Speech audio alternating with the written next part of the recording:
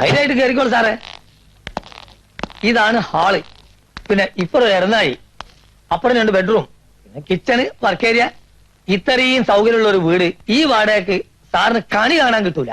സരോജം ശരിക്കും നോക്കിക്കോളൂട്ടോ. പിന്നെ ഒരു ഗുണം എന്താന്ന് വെച്ചാൽ നല്ല 1 നമ്പർ വെള്ള, പിന്നെ കാറ്റ്, ഫാനിന്റെ ആവശ്യം കൂടി ഇല്ല. ഓഫീസിലേക്ക് ഇവിടുന്ന് എത്ര ദൂരം കാണും? ഈ പാടാണ്ട് കടന്നില്ല ഓഫീസിലേക്കല്ലേ. പിന്നെ റോട്ടിലൂടെ ആവുമ്പോ ഒന്ന് ചിറ്റേണ്ടി വരും. മിസ്സിന്റെ മുഖം കണ്ടല്ലാരെ വീട് ഇഷ്ടായിന്ന്. മോശമില്ല, പക്ഷെ അഡ്വാൻസ് 10,000 എന്നൊക്കെ പറഞ്ഞാ അത് ഇത്തിരി കൂടുതലാണ്. വാടക 5 10 കുറഞ്ഞാലും അഡ്വാൻസ് 10 താഴൂല. മൂപ്പര് കുറച്ച് ബാധ്യതകളൊക്കെ ഉണ്ടേ. പുള്ളിക്ക് എന്താ പരിപാടി? വേണോൻ സാർ ഇൻകം ടാക്സിൽ ഇപ്പൊ റിട്ടയർ ചെയ്തു. കുറച്ച് ടൈറ്റിലപ്പോ. ശേഖരമേന്റെ ഭാർഗവി നിലയം എന്ന് പറയുന്ന വീട് തന്നെയാണോ ഈ പ്രേതശല്യമൊക്കെ ഉള്ളത്? വീട് തന്നെ, പക്ഷെ അങ്ങനെ ഇത് ലോകം മുഴുവൻ അറിഞ്ഞോ? എന്റെ കാളിയറോട് തങ്ങളെ ഇതിലൊന്നിനും വിശ്വാസം ഇല്ലാത്ത ഒരാൾ എനിക്ക് കാണിച്ചു തരുന്നേ.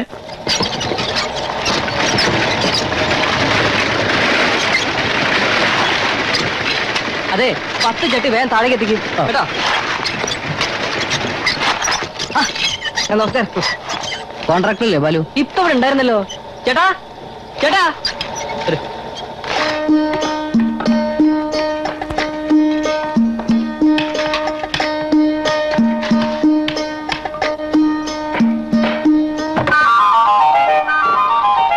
ചേട്ടൻ ഇവിടെ ഉണ്ടായിരുന്നു. കോൺട്രാക്ടർ എന്താ വിളിച്ചിരിക്കുകയാണോ? ഏയ്, ഞാൻ ഈ പലകയ്ക്ക് എന്തോ കേട്ടണമെന്ന് കേട്ടപ്പോ എന്താണെന്ന് നോക്കായിരുന്നു. എന്താ വിശേഷിച്ച്? ഞങ്ങളുടെ ജില്ലാ കൺവെൻഷൻ. ഓ, സംഭാവന.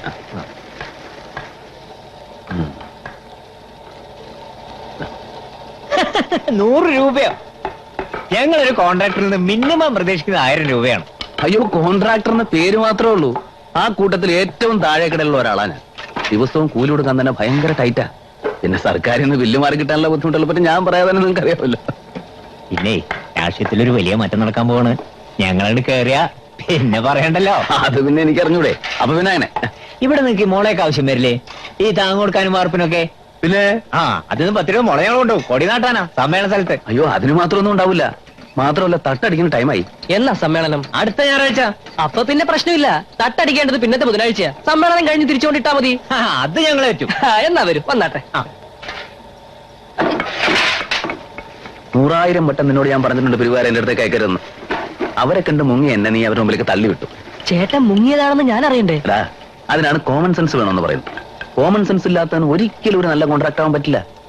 അതുകൊട്ടെ, സമ്മേളന സ്ഥലത്ത് കൊടി നാട്ടാൻ മുള നിന്റെ അപ്പൂപ്പിന്റെ അവിടെ നിന്ന് കൊണ്ടുവന്നിട്ടുണ്ടോ? അതിന് ഈ ജന്മത്ത് കിട്ടാൻ പോണില്ല. എന്നാ പിന്നെ തരാൻ പറ്റില്ല എന്ന് ചേട്ടന് പറഞ്ഞാൽ മതിയായിരുന്നില്ലേ? നയം വേണം. രാഷ്ട്രീയക്കാരെ മുഖത്ത് നോക്കി വെറുപ്പിക്കരുത് എന്നാണ് ഒരു കോൺട്രാക്ടർ ആദ്യം പഠിക്കേണ്ടത്. ഗുരുനാഥന്റെ മകനായി പോയില്ലേ? അല്ലെങ്കിൽ നിന്നെപ്പോലൊരു മരമണ്ടനെ 1 മണിക്കൂർ നേരെ എന്റെ ഐസ്പിൻ അടി ഞാൻ നിർത്തുകയില്ല. കോൺട്രാക്ടർ അല്ലേ? അതെ. നിങ്ങൾക്ക് പ്രേതത്തിൽ വിശ്വാസമുണ്ടോ? മനസ്സിലായില്ല. അല്ല, ടൗണിൽ ഒരു ലോഡ്ജിലാണ് താമസിക്കുന്നതെന്നും ദിവസേന പോയി വരാൻ ബുദ്ധിമുട്ടുള്ളതുകൊണ്ട് ഒരു വീട് അന്വേഷിക്കുന്നതെന്നും കേട്ടു. നല്ല 1-ാം തരം വീടുണ്ട്. വാടക ചില നീക്കുപോക്കൊക്കെ ഉണ്ടാക്കാം. പക്ഷെ അഡ്വാൻസ് 10,000 രൂപ തന്നെ കൊടുക്കണം. പിന്നെ എന്താ, അല്ലറ ചില്ലറ പ്രേതശല്യം ഉണ്ടെന്ന് മാത്രം. ആത്മധൈര്യമുള്ളവർക്ക് എന്ത് പ്രേതം? ധൈര്യത്തിന് കുറവൊന്നുമില്ല. പിന്നെ നിങ്ങളെല്ലാം തുറന്നു പറഞ്ഞ സ്ഥിതിക്ക് നമുക്ക് ആലോചിക്കാം.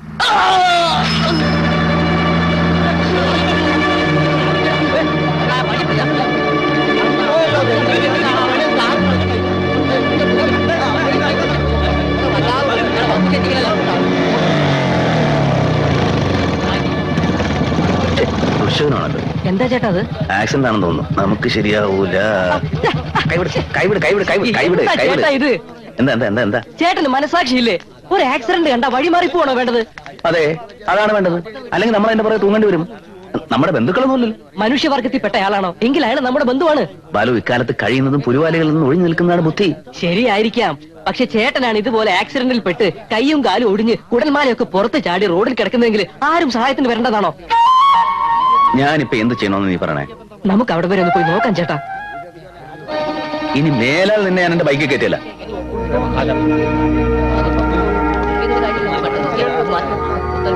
എന്താ പ്ലാൻ അടിച്ചിട്ടാ വണ്ടി നിർത്താതെ പോയി. എവനുണ്ടെന്ന് തോന്നുന്നു.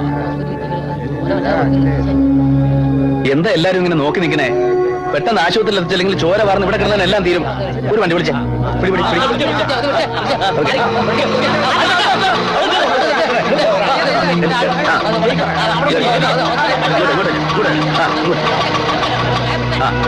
നീ ബൈക്ക് കൊടുത്ത നേരെ ആശുപത്രിയിലോട്ട് വന്നാൽ മതി. ആ വണ്ടി വിട്.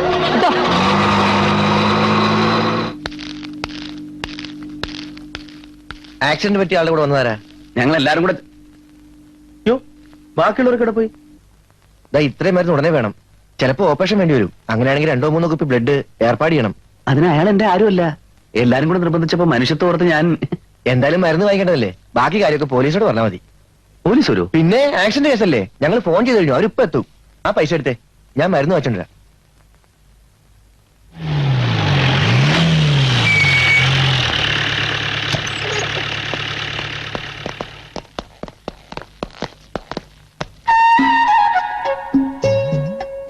ജേഴ്സിയാ? അതെ സർ, ജേഴ്സി തന്നെ. അതോ നാടനോ? നാടനാന്നാ തോന്നുന്നത്.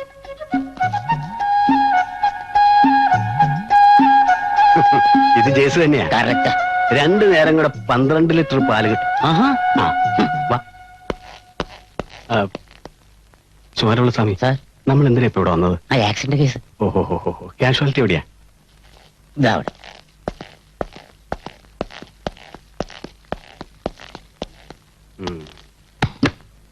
ബോധം വന്നോ? ആർക്കാണ് സാർ? തനിക്ക് ബോധം വന്നോ എന്ന് ചോദിക്കേണ്ട കാര്യമില്ലല്ലോ. ആക്സിഡന്റ് പറ്റിയവന്. അറിയില്ല സാർ, ഡോക്ടർമാരൊക്കെ അകത്തുണ്ട്. തന്റെ വണ്ടിയാണ് ഇടിച്ചതല്ലേ? അയ്യോ അല്ല, ചോര ഒലിപ്പിച്ച് വഴി കിടക്കുന്ന കണ്ടപ്പോ ഞങ്ങൾ കുറെ പേരോടെ ചേർന്ന് കൊണ്ടുവന്ന് ആക്കിയെന്നേ ഉള്ളൂ. തന്റെ മുഖത്തെന്താ ഒരു പരിങ്ങല്? എന്ത് പറഞ്ഞില്ലേ? ഒന്നുമില്ലല്ലോ. അപ്പോ ഞാൻ അങ്ങോട്ട് പോയിക്കോട്ടെ സാർ, ഒരുപാട് പണിയുണ്ട്. താൻ അവിടെ നിൽക്കേ, ഞാൻ പറഞ്ഞിട്ട് പോവാം. ഓ,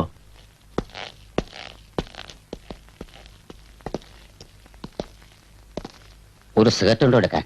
ഞാൻ വലിക്കില്ല. പിന്നെ ഈ കേസിനെ കുറിച്ച് ഒന്നും പേടിക്കുന്നു വേണ്ട. FIR എഴുതുന്നത് ഞാൻ തന്നെ. കേസ് അങ്ങോട്ടും ഇങ്ങോട്ടും തിരിയുന്നത് ആ FIR അടിസ്ഥാനത്തില്. അതുകൊണ്ട് എന്നെയൊക്കെ വേണ്ടതുപോലെയൊക്കെ ഒരു മനുഷ്യനെ രക്ഷിക്കാൻ ശ്രമിച്ചു എന്നുള്ള കുറ്റം മാത്രമല്ല ഞാൻ ചെയ്തിട്ടുള്ളൂ. അയാൾക്ക് ബോധം വന്നുകൊണ്ട് താൻ ഇപ്പൊ രക്ഷപ്പെട്ടു. ആ സുമാരമുള്ള സ്വാമി, സാർ? ഒരു നീല വാനാണ് അത്ര ഇടിച്ചത്. പിന്നെ ആവശ്യം വരുമ്പോ തന്നെ ഞാൻ വിളിപ്പിച്ചോളാം. അഡ്രസ് കൊടുത്തിട്ട് പോയാൽ മതി. ഓ,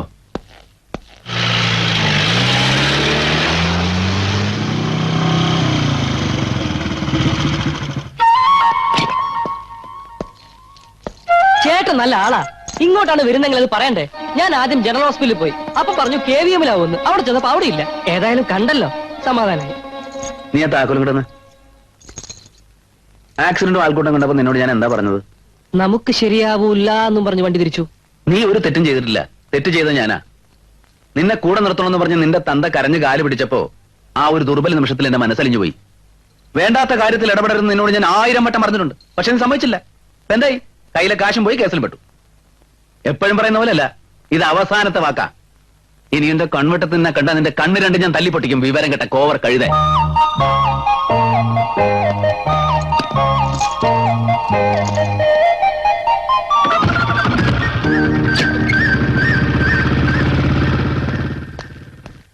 അച്ഛാ,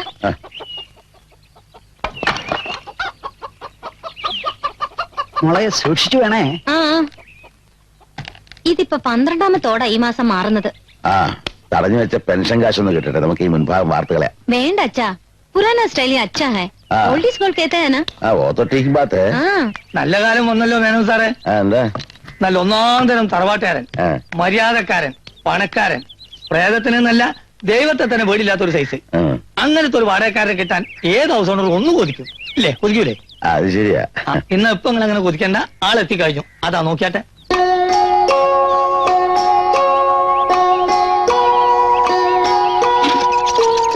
കോൺട്രാക്ടറാ. ആ. നമ്മളെ പഞ്ചായത്തിന്റെ ഹാളും സ്റ്റേജൊക്കെ ഉണ്ടാക്കുന്നില്ലേ? ഉം. നമ്മൾ ജംഗ്ഷന്റെ പടിഞ്ഞാറ് ഭാഗത്തെ ഉം. ഈ മൂപ്പർക്കാണ് അതിന്റെ കരാറ്. അത്. ആ പണി ചെയ്യാൻ എന്തായാലും കുറച്ച് സമയം എടുക്കും. വിവരം അറിഞ്ഞ ഉടനെ ഞാൻ പോയി കൊത്തി ആള് വീണു. ഉം. വന്ന് അഡ്വാൻസ് മേടിച്ചാട്ടെ. കുടുംബം വന്നിട്ടില്ലേ? കുടുംബോ? ഇല്ലാത്ത കുടുംബം ആളെ എവിടുന്ന് കൊണ്ടുവരാനാ? മൂപ്പർ ബാച്ചിലറാ. ഓ,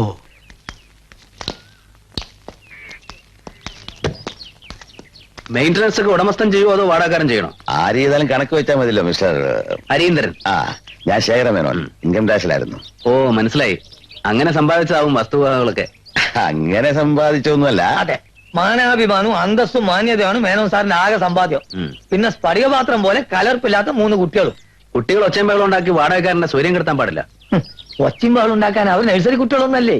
ആ പിന്നെ ഒരു പ്രത്യേക കാര്യം പറയാനുണ്ട്. ഞാൻ ആളുകളായിട്ട് അധികം മിങ്കിൾ ചെയ്യാറില്ല. എന്റെ അടുത്ത് മറ്റുള്ളവരും അങ്ങനെ ആയാൽ വളരെ നല്ലത്. എന്ന് വെച്ചാൽ സ്വന്തം കാര്യം സിന്ദാബാദെന്ന് അർത്ഥം. അങ്ങനത്തെ ഒരാളെ തന്നെ മേനോൻ സാറും അന്വേഷിക്കുന്നത്. എന്നാ പിന്നെ അഡ്വാൻസ് എത്രയും പെട്ടെന്ന് കൊടുക്കുന്നല്ലോ ചെയ്തോ. അല്ല വാടക ചീട്ട് ഒപ്പിടാതെ. എന്താണ് സാറ്, നമ്മളൊക്കെ മനുഷ്യന്മാരല്ലേ? ഒരു പരസ്പര വിശ്വാസത്തിന് പുറത്ത് നിന്നല്ലാതെ നിങ്ങൾ അങ്ങോട്ട് കൊടുക്കും. അതല്ല ബ്രോക്കറെ, നമ്മുടെ കാര്യം. ബ്രോക്കറല്ല, മാഷ്, കുഞ്ഞാലിക്കുട്ടി മാഷ്. നിങ്ങൾ അഡ്വാൻസ് കണ്ടു കൊടുക്കും. ഇതാ എന്നും കൂടി നോക്കില്ല. ഇതാണ് വിശ്വാസം. നിങ്ങളെ താമസിയാതെ പെട്ടി കറിയൊക്കെ എടുത്ത് അത് കയറിക്കോളി. ആ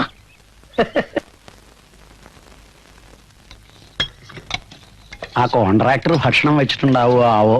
പുറത്തുനിന്ന് കഴിച്ചിട്ടുണ്ടാവും. സമയാസമയത്ത് കല്യാണം കഴിക്കാഞ്ഞ ഇത്തരം ബുദ്ധിമുട്ടൊക്കെ ഉണ്ടാവും. അത് അയാളല്ലേ തീരുമാനിക്കണ്ടേ. വലിയ വലിയ ആൾക്കാർ പലരും കല്യാണം കഴിക്കാറില്ല. അവർക്ക് അതായിരിക്കും ഇഷ്ടം. ഇയാൾ അത്ര വലിയ ആളൊന്നും ആയിരിക്കില്ല. അത് നിനക്കെങ്ങനെ അറിയാം? എന്റെ ക്ലാസ്സിലൊരു കുട്ടിയുണ്ട്, പ്രീതി. അവളുടെ അച്ഛന് കോൺട്രാക്ടറാ. എത്ര കാറാന്നറിയോ അവർക്ക്? അത് ശരി. കാറുകളുടെ എണ്ണം നോക്കിയാ ഒരാളുടെ വലിപ്പ ചെറുപ്പം തീരുമാനിക്കുന്നത്. എന്റെ നോട്ടത്തിൽ ഇയാൾ തികഞ്ഞൊരു മാന്യനാ, സത്യസന്ധൻ. അങ്ങനെയുള്ളവർക്ക് അധികം കാശൊന്നും ഉണ്ടാക്കാൻ പറ്റുന്ന വരില്ല. പിന്നെ ഇയാളൊരു സാധാ PWD കോൺട്രാക്ടർ അല്ലേ മോളെ? വേറെ ബന്ധുക്കളൊന്നും ഇല്ലേക്ക്? പരിചയപ്പെട്ട് വരുന്നതല്ലേ ഉള്ളൂ. അപ്പോഴേക്ക് ചൂഴിഞ്ഞങ്ങ് ചോദിക്കാൻ പറ്റുമോ? അനിയനും അനിയത്തി എറണാകുളത്തുണ്ടെന്നാ കുഞ്ഞാലിക്കുട്ടി മാഷ പറഞ്ഞത്. അവർക്ക് കുടുംബവും ഉദ്യോഗമൊക്കെ ഉണ്ട്. തറവാട്ടിലിപ്പോ മൂത്ത സഹോദരി ഭർത്താവ് താമസം. അവരുമായിട്ട് മൂപ്പര് അത്ര സുഖത്തിലല്ല. പെരുമാറ്റം കണ്ടിട്ട് ആരുമായി അത്ര സുഖത്തിലാവാൻ വഴിയില്ല എന്നൊന്നും പറയാൻ പറ്റില്ല. കണ്ടാൽ അറിഞ്ഞൂടെ അച്ഛാ? ആവശ്യമില്ലാത്തൊരു ഗൗരവം, എല്ലാം അറിയാന്ന ഭാവവും. അപ്പോഴേ അവിടെ ലൈറ്റ് കത്തുന്നില്ല. ലൈറ്റ് കറണ്ട് ഉണ്ടല്ലോ. അത് ഇവിടെ എനിക്ക് ഒരുപാട് കണക്കൊക്കെ തീർക്കാനുള്ളതാ. അല്ല, ലൈൻ രണ്ടോന്നാ. ഇനിയിപ്പോ അവിടെ മെയിനോ മറ്റോ ഓഫാണോ? ഞാൻ പോയി നോക്കിട്ട് വരാം. അച്ഛൻ കഴിച്ചോളൂ, ഞാൻ പോയി നോക്കിട്ട് വരാം.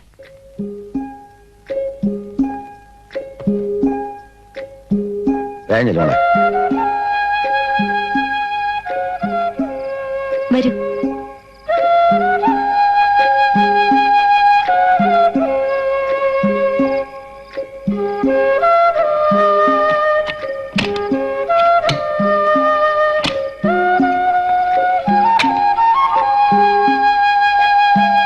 ഫ്യൂസ് പോയതാന്നാ തോന്നുന്നേ. ഈ ടോർച്ചൊന്നടിച്ചേ.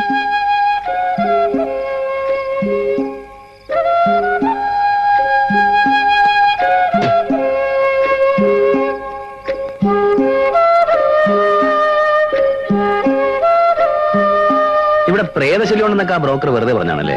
വെറുതെ ഒന്നുമല്ല, മാഷ് നേരിട്ട് കണ്ടു അത്രേ. അതുപോലെ നിഴലോ മറ്റോ കണ്ട് പേടിച്ചതാവും. പിന്നെ 20-ാം നൂറ്റാണ്ടിലെ പ്രേതം. നൂറ്റാണ്ടിന്റെ കണക്ക് നോക്കിയിട്ടൊന്നുമല്ല പ്രേതം വരിക. ഇന്നൊരാത്മാവ് പ്രേതമായി മാറിയാൽ ആ പ്രേതം പ്രപഞ്ചം അവസാനിക്കുന്നവരെ ജീവിക്കും. ടോർച്ച് ഇങ്ങോട്ട്. വാസ്തവത്തില് മനസ്സിന് ധൈര്യമില്ലാത്തതൊക്കെ ഇതിനകത്ത് തോന്നുന്നു. എങ്ങനെയൊക്കെ? എന്തെങ്കിലും കണ്ട ഉടനെ പ്രേതാണെന്നും പിശാചാണെന്നും ഒക്കെ. കുറച്ച് പേടിയുണ്ടല്ലേ? എനിക്കോ? ഏയ്. പിന്നെന്തിനാ അത് തന്നെ ഇങ്ങനെ ആലോചിച്ചോണ്ടിരിക്കുന്നെ?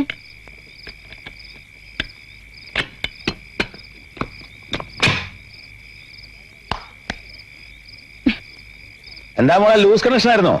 ഇല്ലച്ചാ, ഫ്യൂസ് പോയതാ. അത് ശരി. इस आदमी को इसके बारे में कुछ भी नहीं मालूम. दुनिया में सारा लोग तुम्हारा जैसा है. चल चल खाना खा लो, टाइम हो ठीक गया. है, अभी जल्दी आए ना? हाँ जरूर, अभी आऊं. കോൺട്രാക്ട് ഭക്ഷണം കഴിച്ചോ? കഴിച്ചിട്ടാണ്. ഭയങ്കര ഉഷ്ണമേ, മഴയുടെ ലക്ഷണമാണെന്ന് തോന്നുന്നു. എനിക്ക് കുറച്ച് കണക്ക് എഴുതാനുണ്ട്. Good night. ഇൻക്ലാബ് സിന്ദാബാദ്, ഇൻക്ലാബ് സിന്ദാബാദ്. തമ്മിപ്പിക്കും മെറ്റൽ കോറി, തമ്മിപ്പിക്കും മെറ്റൽ കോറി, തമ്മിപ്പിക്കും മെറ്റൽ കോറി, തമ്മിപ്പിക്കും മെറ്റൽ കോറി, തമ്മിപ്പിക്കും മെറ്റൽ കോറി, എന്താ തോമസിന്റെ പ്രശ്നം? അത് ഇതുവരെ എനിക്ക് മനസ്സിലായിട്ടില്ല. ഫസ്റ്റ് സ്റ്റെപ്പ് തീർന്നിട്ട് പേയ്മെന്റ് കിട്ടുള്ളൂ. കോൺക്രീറ്റ് തീർന്നെങ്കിൽ ഒരു 8 ലോഡ് മെറ്റലെങ്കിലും വേണ്ടി വരും. 2 ദിവസമുള്ള സമരം തരും. തിരുവനന്തപുരത്ത് കാള പോയിട്ടുണ്ട്. അതുവരെ സാറും ക്ഷമിക്കും. പണി നിന്നു പോകില്ല ഈശ്വര. എന്താ സാറേ ഈശ്വരനെ വിളിക്കുന്നത്? എനിക്ക് കുറച്ച് മെറ്റൽ കിട്ടില്ലെങ്കിൽ വർക്ക് നിന്നു പോകും. ഞാൻ നിങ്ങളുടെ യൂണിയന് സ്ഥിരമായിട്ട് സംഭാവന നൽകുന്ന ഒരു അനുഭാവിയാണല്ലോ. നിങ്ങൾ മനസ്സ് വെച്ചാൽ എനിക്ക് കുറച്ച് മെറ്റൽ ഇറക്കാം. സമരം വേറെ, സംഭാവന വേറെ. അണികളെ വഞ്ചിക്കുന്ന ഒരു പ്രവൃത്തി ഞാൻ ഇതുവരെ ചെയ്തിട്ടില്ല, എന്നിട്ട് ചെയ്യൂല. അല്ല, അന്ന് കൊണ്ടുപോയ ആ മുള കിട്ടിയില്ലല്ലോ. ആ മൈതാനത്ത് ചെന്ന് നോക്കിയേ, പാർട്ടിയുടെ കൊടി ഇപ്പോഴും പാറി കളിക്കുന്ന ആ മുളകളിലല്ലേ? അഭിമാനിക്കാൻ എന്തെങ്കിലും കൂടുതൽ എന്താ വേണ്ട സാറേ?